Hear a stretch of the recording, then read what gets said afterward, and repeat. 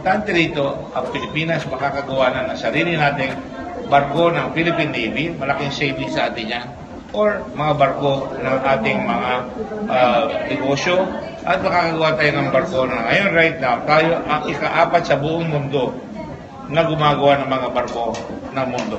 So, dapat ipagpatuloy natin. So, sa halip na foreign investor daw, sabi ni Senator Sibili, mas maganda kung local investor yung magiging partner.